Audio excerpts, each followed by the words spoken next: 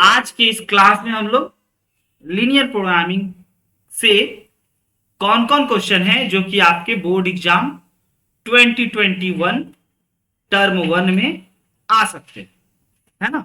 यानी कि term one के लिए इंपॉर्टेंट एमसीक्यू क्वेश्चन हम लोग, है ना बच्चों, इस सेशन में डिस्कस करने वाले हैं आज के सेशन में।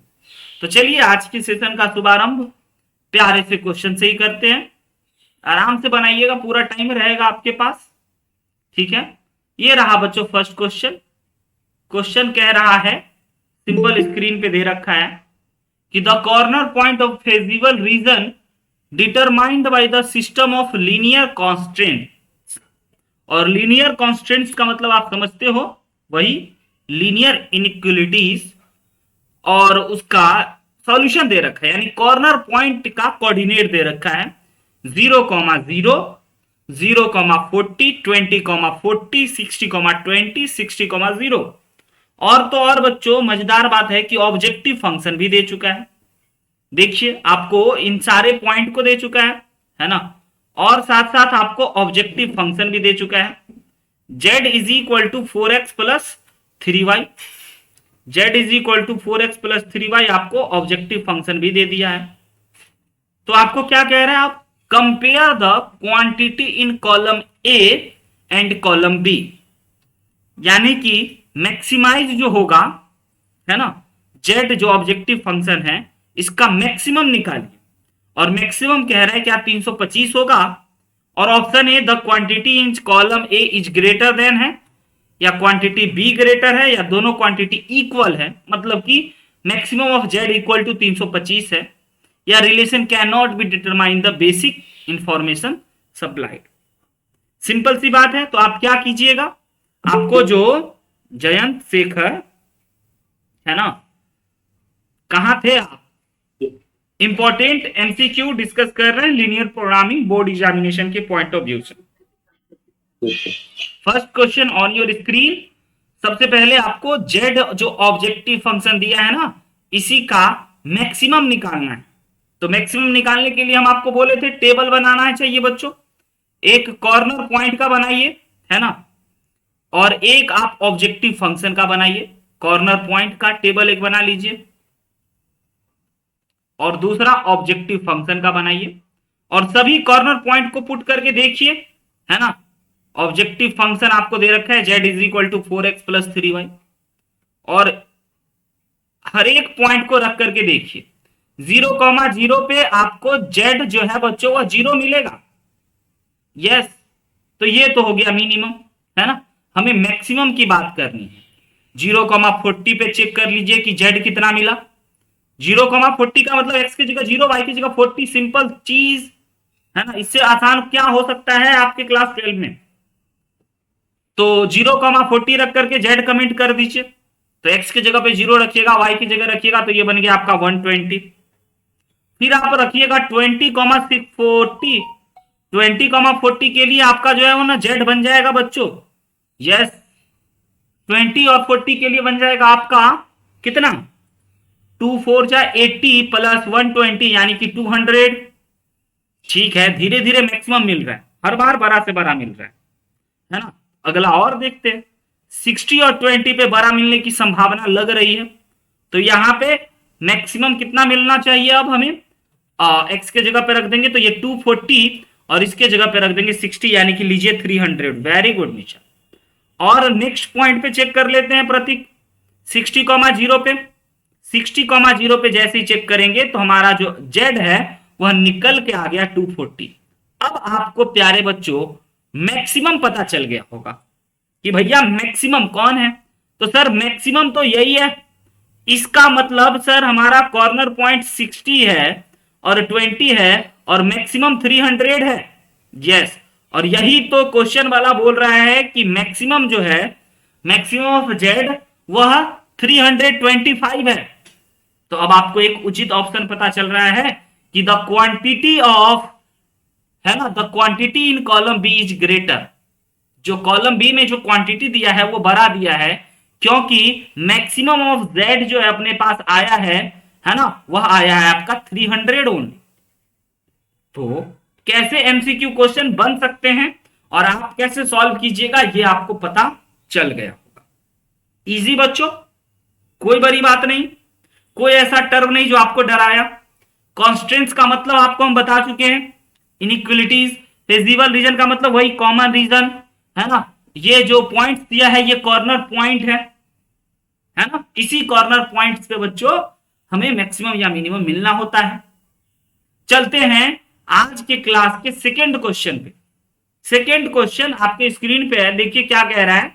The feasible region, the feasible solution of LPP shown in given figure, let Z is equal to दे रखा है be the objective function, minimum of Z occurs at. अब मिनिमम ऑफ जेड बताइए, यहां होगा या यहां होगा या यहां होगा या यहां होगा या यहां होगा या यहां होगा, बताइए बच्चों। Yes, very easy.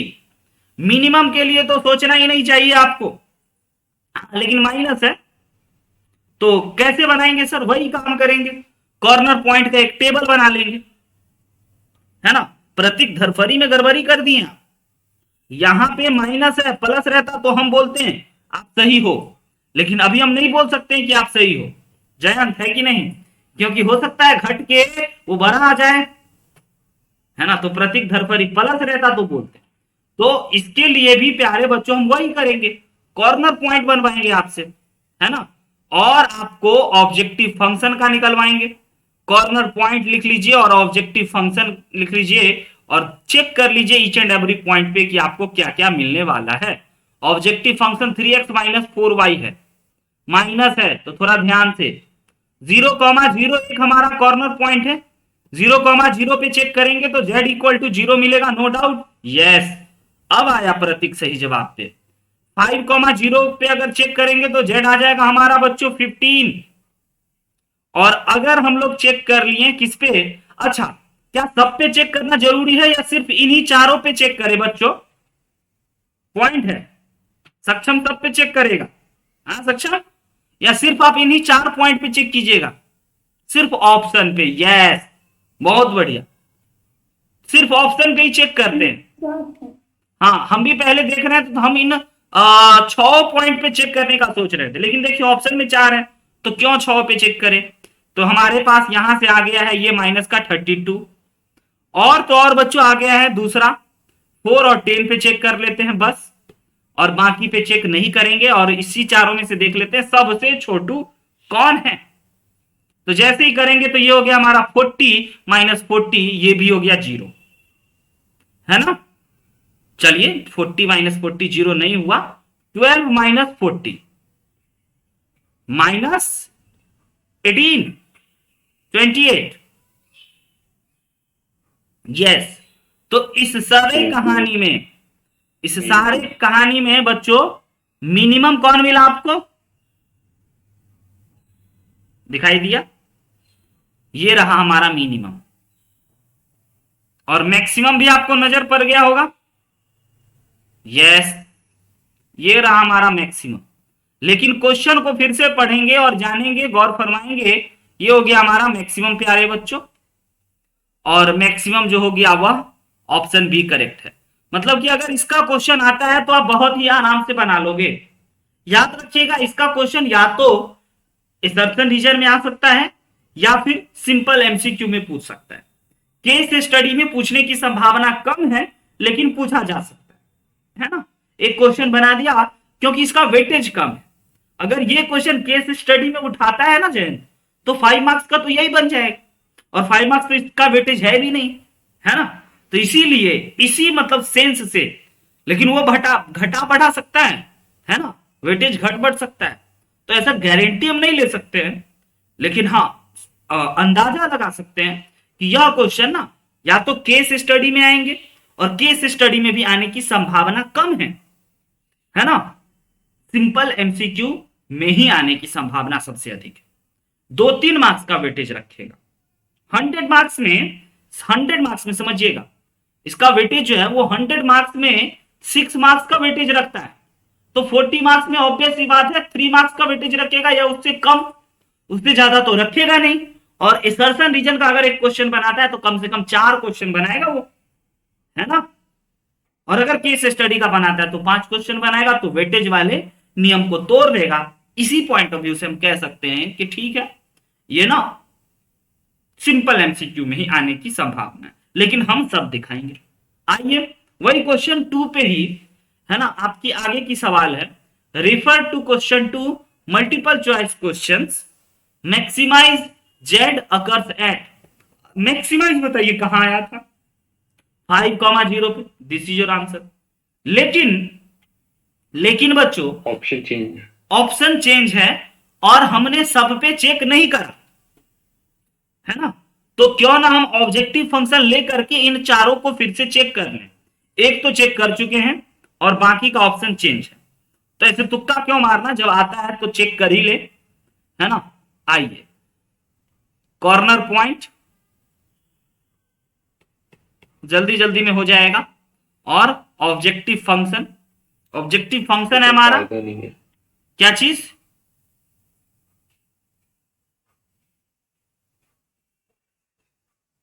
कोई बाधा नहीं आया,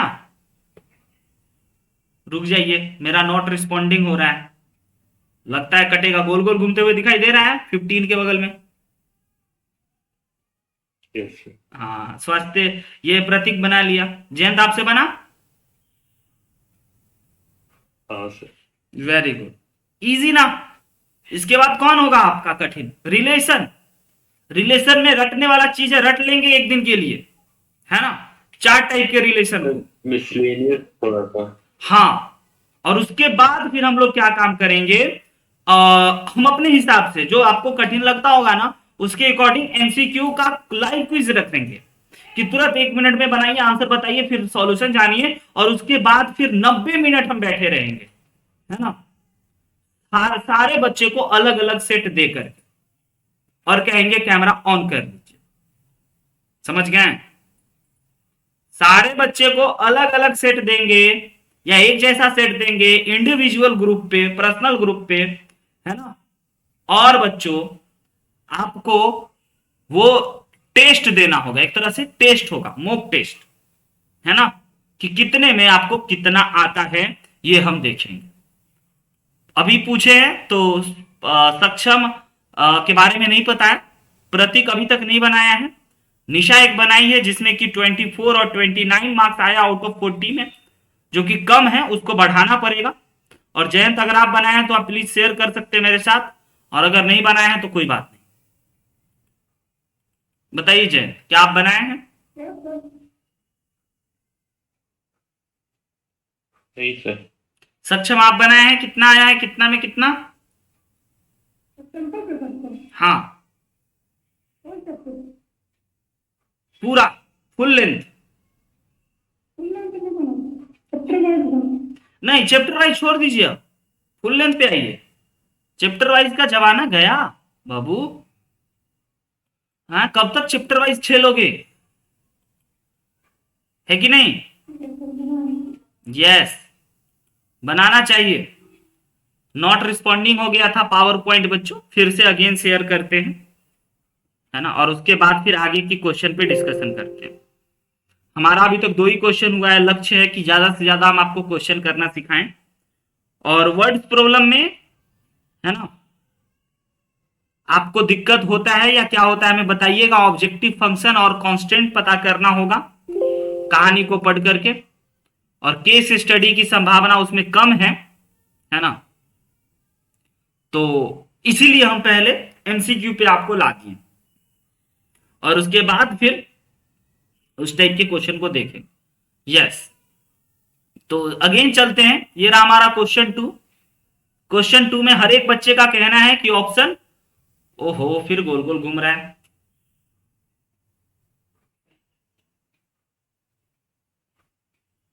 गर्मी लग रहा है इसको, है? इसका फैन ऑन ऑफ था।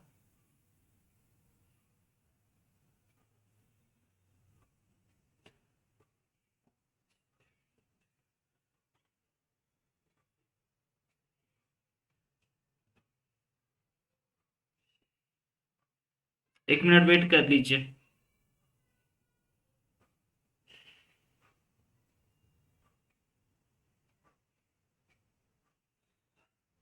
यस, कटना ही था उसको। अब आराम से ओपन करेंगे, वही कटना नहीं, धरफरी में ओपन करने में कट गया।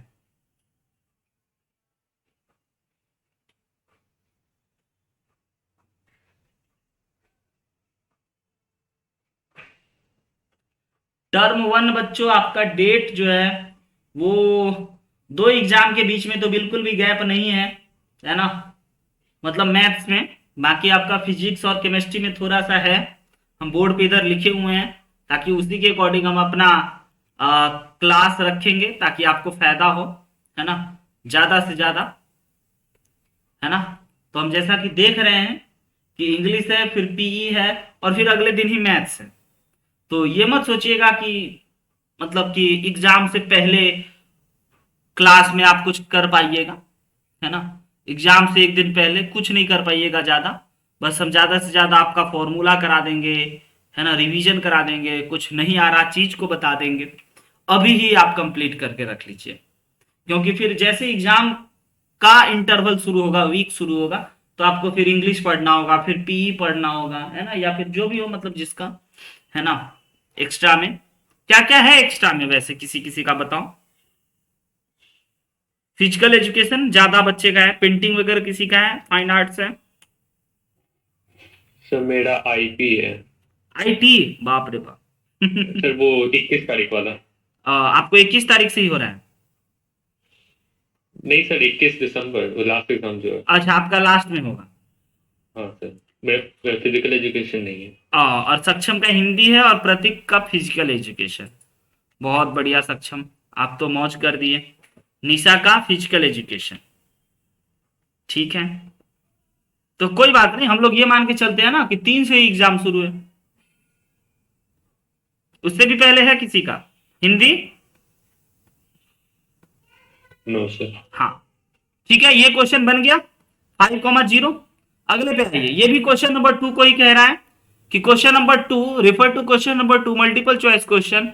Maximum value of Z plus minimum value of Z is equal to, ठीक है। देखिए कितना चिल्लर आसान। Yes Prateek, 6 3 6 7 10 14, okay. Maximum value आपको अभी अभी बच्चों बच्चों पता चल चुका है, और मिनिमम वैल्यू पता चल चुका है, दोनों को जोड़ दीजिए, आंसर आ गया। देखिए चिल्लर क्वेश्चन, करने का भी मन नहीं कर रहा है, इतना आसान है। मैक्सिमम वैल्यू और मिनिमम वैल्यू आपको आ चुका है। 325 था शायद मैक्सिमम वैल्यू, और मिनिमम वैल्यू कितना था? मिनिमम वैल्यू तो गायब हो गया मेरे से, आप ही बताइए। और दोनों को घटा दीजिए, आंसर आ गया। मिनिमम कितना आया था बच्चों? मैक्सिमम 300 था ना। मैक्सिमम कितना आया था by the way, question number 2 पे? थ्री, क्वेश्चन 1 पे सर 300। क्वेश्चन नंबर 2 पे बाबू, इस पे 50 15, यस यस यस, बहुत सही जवाब, 15। और मिनिमम हो गया -32, तो इन दोनों को घटा, इन दोनों को जोड़ देना है। तो बच्चों ये हो गया -17। D is your right answer. लग रहा है ना क्लास 2 का सवाल बना रहे हैं। चलते हैं, नोट भी मत कीजिएगा, है ना, किसी को नोट नहीं करना है, पीडीएफ मिल जाएगा। नोट करके वक्त नहीं बर्बाद कीजिए, रफ कीजिए, क्योंकि आपके भी वहां एग्जाम में पेपर पे ऐसे ही क्वेश्चन छपे हुए आएंगे। तो आपको क्वेश्चन नोट थोड़ी करना है, आपको रफ करना है और एक सही टिक करना है, और क्वेश्चन घर ले जाने के लिए मिल जाएगा, वैसे ही आपको ये मिल जाएगा, है ना, देखने के लिए। ठीक है, ये रहा आपका क्वेश्चन नंबर 3। जरा इसको पढ़िए, क्या कह रहा है। The feasible region of LPP is shown in figure, let F is equal to, F आज ऑब्जेक्टिव फंक्शन है, हमेशा जेड इक्वल टू ही लिखे, ऐसा कोई जरूरी नहीं है। F equal to 3x minus 4y with objective function, एलजी, चिल्लर, मैक्सिमम वैल्यू, है ना, बताना। यस, देखिए बहुत सही बात है ना बच्चों। कितना है ओवरऑल आपका, है ना, कॉर्नर पॉइंट इसमें? शाबाश शाबाश, हर एक बच्चा बता दिया, है ना। यानी कि आप ना कॉर्नर पॉइंट निकाले होंगे, और कॉर्नर पॉइंट आपको 3 है ना, क्वेश्चन के अकॉर्डिंग दिया हुआ। अपने दिमाग से तो नहीं लगा रहे ना। 0,0 भी एक था, है ना, और कौन था? 12,6, और कौन था? 0,4, और कौन है? 0,6 तो होगा नहीं, क्योंकि इससे ऊपर वाला बोल रहे हैं, है ना। तो इससे आप चेक किए होंगे तो आपको बच्चों मैक्सिमम वैल्यू आ गया। किस पे आया होगा मैक्सिमम वैल्यू, किस पॉइंट पे आया, 12,6। ठीक है, इस पे आ गया आपका 12, ये हो गया आपका मैक्सिमम आंसर। नेक्स्ट पे चलते हैं, आइए। ये कौन सा क्वेश्चन, 5 तो आगे का आ गया, ठीक है, ये यही क्वेश्चन है ना। Question number 3, multiple choice question, minimum value of F. बताइए मिनिमम वैल्यू इसमें कितना आया, 0,0 पे 0 आ गया, 0,4 पे -16 आ गया, ये हो गया आपका मिनिमम वैल्यू। तो मिनिमम वैल्यू बच्चों -16, राइट है, क्लियर, आसान। अगले पॉइंट पे चलिए, अगले क्वेश्चन पे चलिए।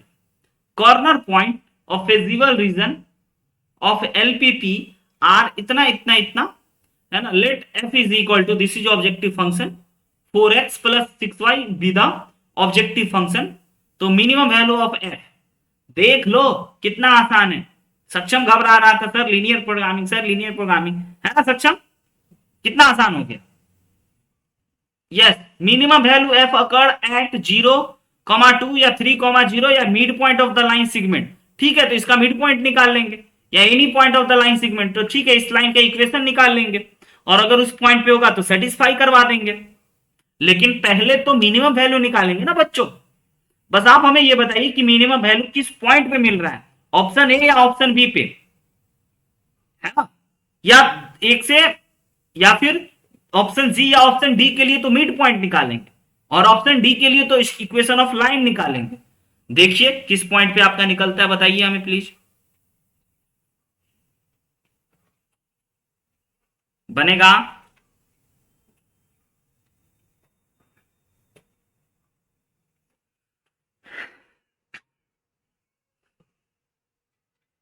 सी पे,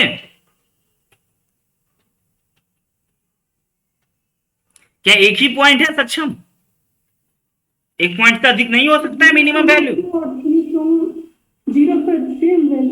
हाँ जयंत सही बोल गया, यस जयंत बिल्कुल करेक्ट हो। जब क्वेश्चन आसान आता है तो कुछ ना कुछ तो वो कोशिश करता है कि हम बच्चे से गलती करवाएं। कॉर्नर पॉइंट आप पहले ना नियम मत भूलिए, शॉर्टकट के चक्कर में मत चलिए, है ना। कॉर्नर पॉइंट निकालिए और ऑब्जेक्टिव फंक्शन दिया हुआ है और कॉर्नर पॉइंट दिया हुआ है, अब वैल्यू निकालिए each and every corner point. देखिए कि किस जगह पे मैक्सिमम और किस जगह पे मिनिमम दे रहा है।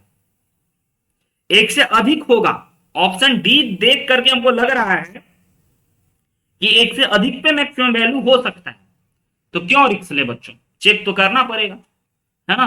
3,0 पे भी चेक कीजिए, बताइए 0,2 पे हो गया आपका ऑब्जेक्टिव फंक्शन एफ, कितना हो गया, ये हो गया आपका 12, और 3,0 पे भी हो गया 12, लीजिए आ गया ना सेम सेम दो जगह पे, तो दो जगह पे मिनिमम देगा ना। यस, यही स्टार्टिंग में ही आ गया, लेकिन ठीक है और भी चेक कर लेते हैं। 6,0 देख लेते हैं, 6,0 पे हमारा ना ऑब्जेक्टिव फंक्शन क्या दे रहा है बच्चों, 6,0 पे हमारा फंक्शन दे रहा है एक्स की जगह पे 6, तो ये हो गया 24, यस धन्यवाद। उसके बाद 6,8 पे दे रहा है हमारा F is equal to 24 plus 48, जोड़ करके 12 नंबर, है ना, 72, 6 और 8। और अब 0,5 पे भी चेक कर लेते हैं, जब अंतिम बच ही गया है तो 0,5 पे आ गया 0 प्लस 30। तो देख लीजिए गौर फरमा करके प्यारे बच्चों कि यहां आपको मिनिमम मिल रहा है और यहां भी मिनिमम मिल रहा है, यही है इस क्वेश्चन का इंपॉर्टेंट बात, और ये आपको मैक्सिमम मिल रहा है ना। तो अब आपका ऑप्शन नंबर, आप कहिएगा कि सर ए होगा, लेकिन बड़े चालाकी से लिखा ओनली, केवल 0,2 पे, तो नहीं, गलत जवाब। केवल बच्चों 0,2 पे तो नहीं है, 0,3 पे भी नहीं है, और 0,2 और 0,3 के mid point, the line joining of, sorry the mid point of line segment joining the point इतना इतना, ये भी नहीं है। Any line of point of the joining the point इतना, ठीक है। तो अब हमें क्या करना होगा, इससे एक इक्वेशन ऑफ लाइन निकालना होगा, है ना। तो ये तो इसी पॉइंट से मिलके बना है, तो इसी पॉइंट से मिलके बना है, तो बच्चों ये दो पॉइंट तो इसी पे है कि नहीं, और इसका मिड पॉइंट थोड़ी है। तो option D is correct, satisfy करेगा, क्योंकि वो लाइन तो उसी पॉइंट पे है, इक्वेशन भी नहीं निकालेंगे, सेटिस्फाई करेगा ही करेगा। यस, चलते हैं अगले क्वेश्चन पे, चला जाए। इजी बना लिए सब लोग, डी से एग्री है सब। आइए पुराने वाले क्वेश्चन में ही, क्वेश्चन नंबर 7 है ना, हम 4 कर दिए हैं, 7 के बाद 8 होगा, ठीक है। ये रहा क्वेश्चन नंबर 8, है ना। तो कह रहा है refer to question number 7 above maximum of F minimum of F. मतलब क्या बात है बच्चों, यानी कि मैक्सिमम और मिनिमम दोनों निकालना। तो मैक्सिमम हो गया 72 माइनस 12 पक्का 60 हो गया, लीजिए। इससे आसान कुछ होगा तो कहिए, है ना सक्षम, इससे आसान है दुनिया में कुछ। आगे बढ़ते हैं, 9 नंबर पे आइए, है ना।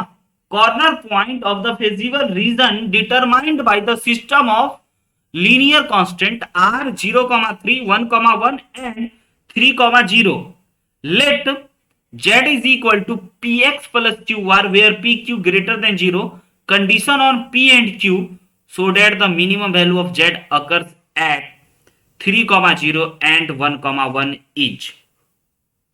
बताइए प्लीज, होगा?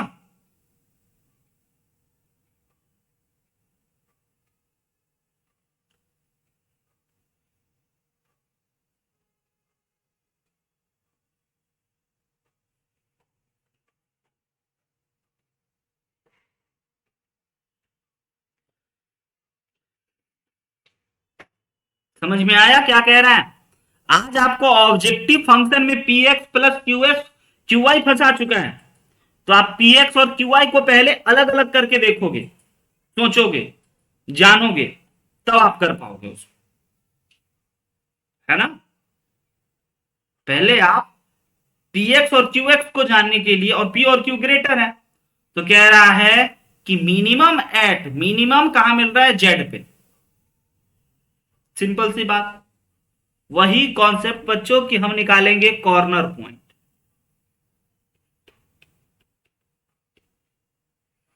और ऑब्जेक्टिव फंक्शन, ठीक है। ऑब्जेक्टिव फंक्शन आज पी एक्स पी और क्यू के टर्म में दिया है,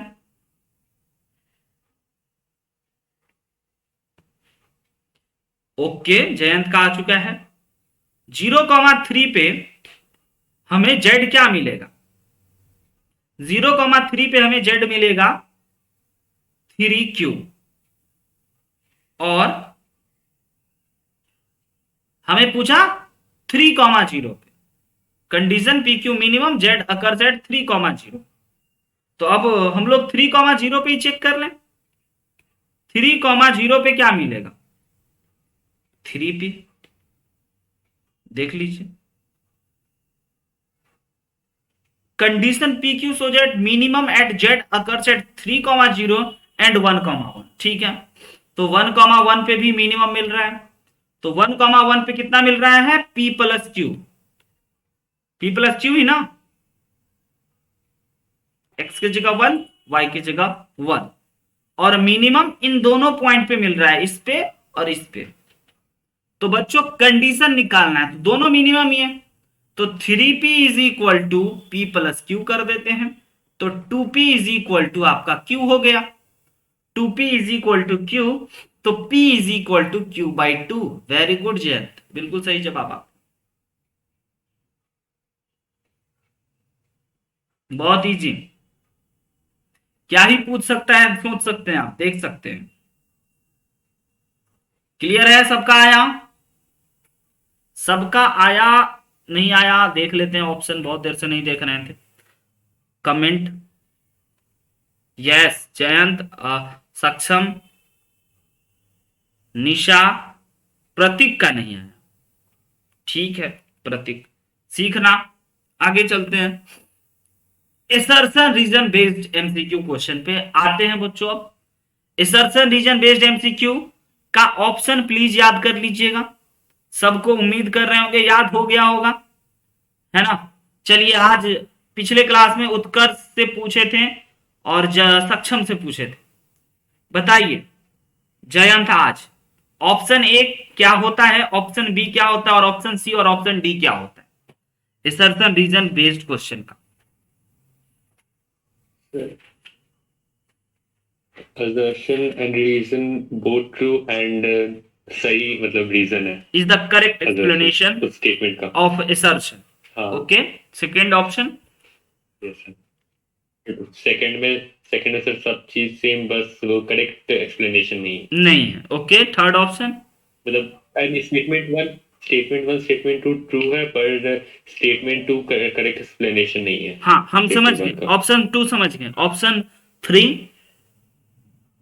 ऑप्शन थ्री है असर्शन करेक्ट है, रीजन गलत है। Okay, third, fourth, sorry. Option D option D है असर्शन गलत है लेकिन रीजन सही है। वेरी गुड, याद रखिए हमेशा। चलते हैं क्वेश्चन पे। असर्शन है बच्चों, ध्यान से समझना, है ना। असर्शन और रीजन, उसका एक स्टेटमेंट और उसका reason. feasible reason is set of points which satisfied all the given constant and objective function 2। अब आप हमें सबसे पहले बताइए, क्या ये assertion ट्रू है या फॉल्स। पहले assertion ट्रू है या फॉल्स है। सक्षम आंसर पे ही कूद रहा है। सिर्फ इस स्टेटमेंट के बारे में बताइए कि दिस लाइन इज ट्रू और फॉल्स। बताइए, पहला का ट्रू, पहला ट्रू है। बिल्कुल सर। नहीं, निशा कैसे फॉल्स है। फिजिबल रीजन में जितने भी आपके पॉइंट्स आते हैं, कॉर्नर पॉइंट, वो सभी गिवन इनइक्वलिटी को सेटिस्फाई करते हैं ना, क्योंकि इंटरसेक्शन से बनता है ना। तो पहला जवाब होगा आपका कि सर असर्शन ट्रू है ना। अब दूसरी बातों पे चलते हैं। The optimal value of the objective function is attained at the point on x axis only. Objective function नहीं ना, ऑब्जेक्टिव फंक्शन भी सेटिस्फाई करेगा ना। सही करे, हाँ। निशा पूछ रही है, ऑब्जेक्टिव फंक्शन भी सेटिस्फाई करेगा ना बच्चों।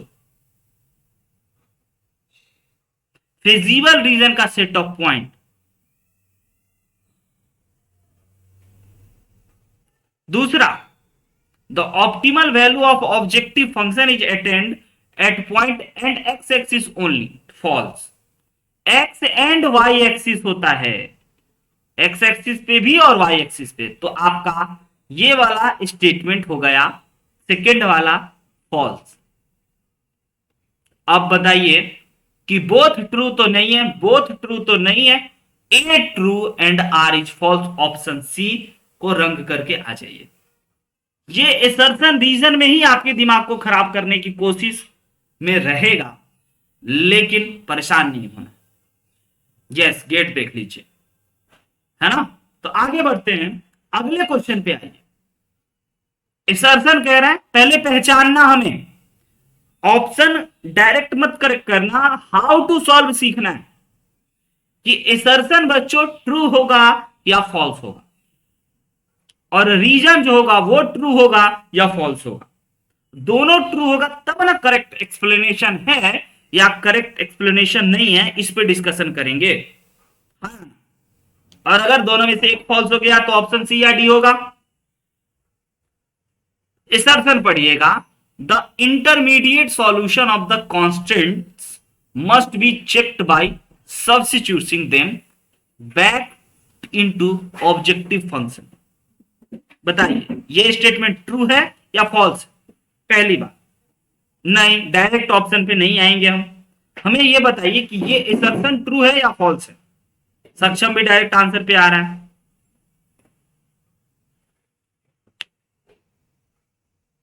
फॉल्स। जयंत पूछ रहा है फॉल्स क्या, क्वेश्चन मार्क। बिल्कुल Jayant. Intermediate solution of constant must be checked by substituting them back to objective function, ये बात फॉल्स है। वापस से ऑब्जेक्टिव फंक्शन पे जाकर के आप नहीं चेक करते हो, आप तो बस कॉर्नर पॉइंट निकालते हो और कांस्टेंट के वैल्यू पे रखते हो, है ना, इनइक्वलिटी पे रख करके आप उसको चेक करते हो। तो पहला स्टेटमेंट फॉल्स है। एंड अब रीजन क्या कह रहा है? रीजन कह रहा है कि हेयर 0.2 ये रहा, 0.0 ये रहा, 3.0 ये रहा, are all the vertex of feasible region. क्या इसका ये वर्टेक्स है फेजिबल रीजन का? यस और नो? तो हाँ, ये स्टेटमेंट तो सर इस ग्राफ के अकॉर्डिंग ट्रू है। तो option D is correct. Option D क्या होता है ना, assertion is false and reason is true. Next question शुरू हो जाइए। थर्ड नंबर देखिए, assertion पढ़िए। For the constant of linear optimizing function z is equal to x plus x1 given x1 plus x2 less than 1, 3x1 plus x2 greater than 1, there is no feasible reason। तो सबसे पहले पहचानना है कि ये true है या false. बताइए ट्रू है या फॉल्स ये स्टेटमेंट।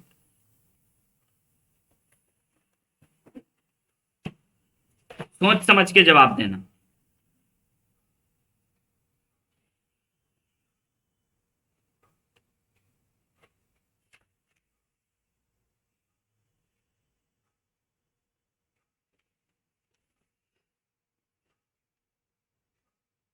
फॉल्स।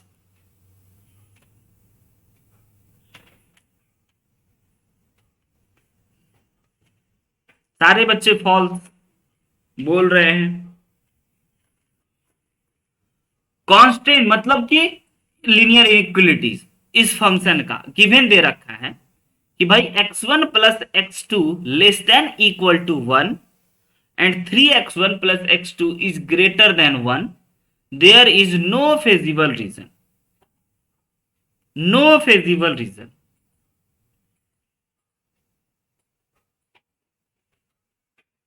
तो ये बात बिल्कुल ट्रू है, क्योंकि है ना, इसका बच्चों ये आपको x और y देता,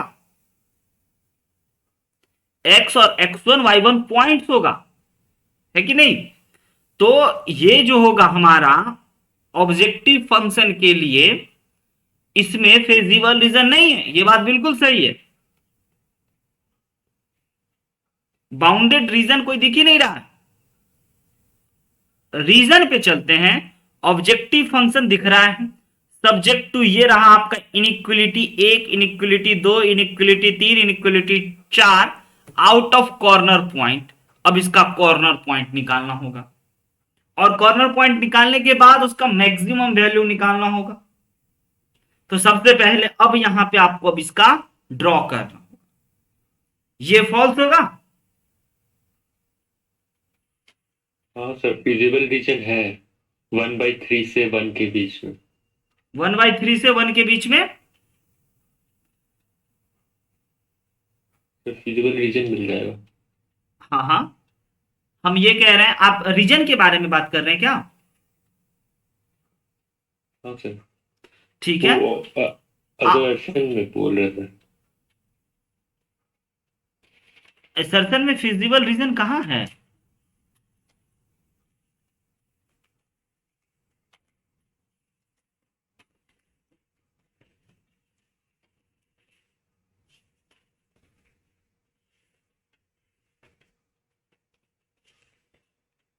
एक्स वाई करके सोच लीजिए।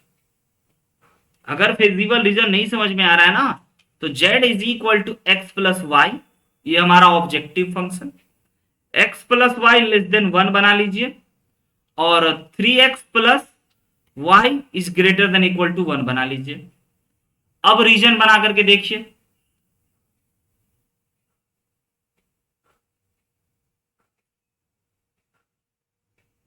ए इज फॉल्स,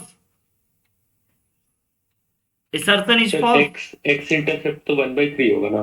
हाँ हाँ, एक्स हो गया 1/3। तो सर तब तो म्यूटेबल रीजन हो जाएगा। अभी चेक कर लेते हैं। ये हो गया आपका x में, यहां पे 1 मान के चल लेते हैं तो 1/3 ये रहा, और y में ये रहा, इससे नीचे वाला, और ये रहा आपका इससे ऊपर वाला, और हाँ x ग्रेटर सर देन, इससे ऊपर वाला। हाँ हाँ इससे ऊपर वाला, हाँ 1/3 के ऊपर वाला, और x ग्रेटर देन कहाँ दिया है? रीजनल कैसे? x greater than y greater then कहाँ दिया हो बाबू? इधर तो मुख खुला हुआ है।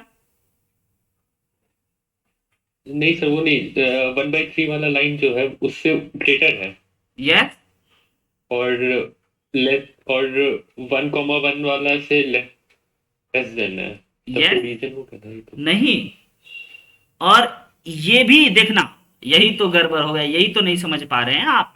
ये इसको बाउंड करेगा, y ग्रेटर देन 0 दिया है क्या? x ग्रेटर देन 0 दिया है क्या? हाँ समझे? नहीं सर नहीं दिया। हाँ, तो सर समझे। इधर इधर तो ओपन है ना, हम तो वही कह रहे हैं, इस इलाके में तो पूरा ओपन है, इनफाइनाइट तक इधर जा रहा है। Yes, sir. आप x और y को हल्के में ले रहे हो क्या? x ग्रेटर देन y और x greater than 0 and y is greater than equal to 0, ये इंपॉर्टेंट रोल में होता है बाबू। हाँ, तो भूल गया। ओके कोई बात नहीं, अच्छा कि ये पूछ लिए, नहीं तो आपको ये तो हमेशा कंफ्यूजन रह जाता। अब दूसरी बात, रीजन थोड़ा सा बड़ा है, काम करना पड़ेगा। ऑब्जेक्टिव फंक्शन दिया है, ग्राफ जल्दी जल्दी ड्रॉ करने में मेरा, देखिए यहां पे इज्जत के साथ, अगर इंपॉर्टेंस नहीं होती तो ये बात क्यों लिखता, बहुत इज्जत के साथ यहां पे x greater than 0 y greater than 0 लिखा है ना, बहुत अच्छे से। तो इसका बहुत इंपॉर्टेंट रोल होता है, उसमें फिजिबल रीजन होता अगर x greater than equal to 0 और y greater than equal to 0 देता। अच्छा, तो अब हमारा हो गया इसका ग्राफ बनाने के लिए बच्चों, x plus Y by 5 is equal to 1, तो x में 1 और y में 5, ये ग्राफ बन गया 5x plus Y is equal to 5 का। और अगला ग्राफ बनाने के लिए x plus Y is equal to 3 में x भी 3 और y भी 3, तो ये मान के चल लेते हैं 3 है, और ये मान के चल लेते हैं 3 है, तो x और y दोनों का दोनों 3।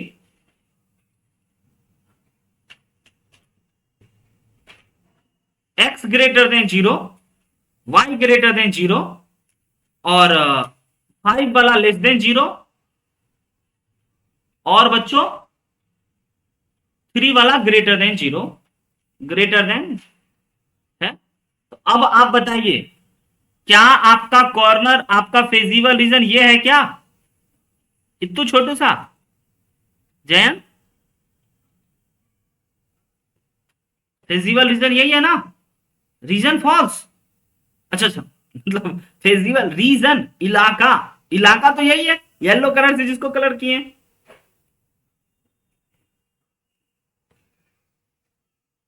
बताइए। Yes, sir. तो अब इसका कॉर्नर पॉइंट ABCD, ए पॉइंट दे रखा है 0,5, बी पॉइंट दे रखा है 0,3, एंड सी पॉइंट बच्चों सॉल्व करके हमें आप बताइए जल्दी से, तब तक हम कॉर्नर पॉइंट वाला टेबल बनाते हैं। कॉर्नर पॉइंट के साथ साथ objective function, objective function 7x plus Y, तो ए हमारा कॉर्नर पॉइंट हो गया 0,5, 0,5 पे जेड हो गया हमारा केवल 5, और बी हो गया हमारा 0,3। सी पॉइंट कोई बता दीजिए, नहीं तो हम सॉल्व करके बताएंगे। और इसमें जेड हो गया आपका 3। यस, सी पॉइंट का कोऑर्डिनेट कितना आया सक्षम? 1/2, 5/2, खतरनाक वाला, 5/2, तो ये हो गया 7/2, Z equal to 7/2 plus 5/2, add होकर के हो गया बच्चों 12/2 यानी कि 6। यही मैक्सिमम है, देखिए सी पॉइंट पे ही मैक्सिमम मिला है ना। तो कह रहा है कि the maximum value Z occurs eight 7,0 है ना बच्चों, 7,0 नहीं, गलत जवाब। 7,0 पे तो ये मिल ही नहीं रहा है, ये 1/2 5/2 पे मिल रहा है ना, 1/2 5/2 पे मिल रहा है। तो हमारा रीजन जो हो गया, ये वाला जो स्टेटमेंट हो गया, ये हो गया फॉल्स। तो कौन सा ऑप्शन करेक्ट हो गया बताइए जैन, ऑप्शन कौन करेक्ट कीजिएगा? C option, A true but B false, है ना। तो बच्चों, है ना, इसी प्रकार के असर्शन रीजन के एक और क्वेश्चन आपको होमवर्क के लिए, और एक और क्वेश्चन, ये क्वेश्चन 4, ये क्वेश्चन 5, ये भी आपको होमवर्क के लिए जरूर बना करके बताइएगा। और ये एक हम आपको बताने वाले थे कहानी के तौर पे, जो कि आप one of the best problem है, एक शॉपकीपर है, इतना इतना इतना इतना है, कहानी आप जानते हैं, है ना, कहानी याद ही हो गया था। और इसी से जिन बच्चे को अभी तक इसका प्रॉब्लम नहीं समझ में आया, उनको हम समझा देंगे, है ना। तो इसका जो केस स्टडी है, वही इसी प्रकार के केस स्टडी ये बनेंगे, है ना, जो कि पहले वर्ड्स प्रॉब्लम के नाम से जाने जाते थे। तो आज बच्चों इतना ही रख रहे हैं आज की क्लास में। अगले दिन आप हमें बताइएगा कि लीनियर प्रोग्रामिंग पे आपको और चाहिए, या फिर हम लोग क्लास अब ज्यादा लेकर के समय बर्बाद करेंगे, है ना। तो आप लीनियर प्रोग्रामिंग से रिलेटेड जितने भी क्वेश्चन हो सके आप एक बार ट्राई टू सॉल्व करना, है ना। एनसीईआरटी एग्जाम्पलर का एमसीक्यू बनाइए, वन ऑफ द बेस्ट जगह है। और उसके बाद आर एस अग्रवाल का एमसीक्यू बनाइए अगर है तो, है ना। और उसको बनाने के बाद नहीं बनता है या बनता है, फिर आप हमें बताइए। अगले क्लास से हम आपका, नेक्स्ट क्लास से बच्चों हमारे हिसाब से नेक्स्ट टॉपिक पढ़ाना चाहिए, है ना, और जो कि आपके एग्जाम में आ रहा है और अभी तक हम नहीं पढ़ा, और वह शायद और सिर्फ केवल और केवल बच्चों क्या है अपना, आप ही बता दीजिए। रिलेशन।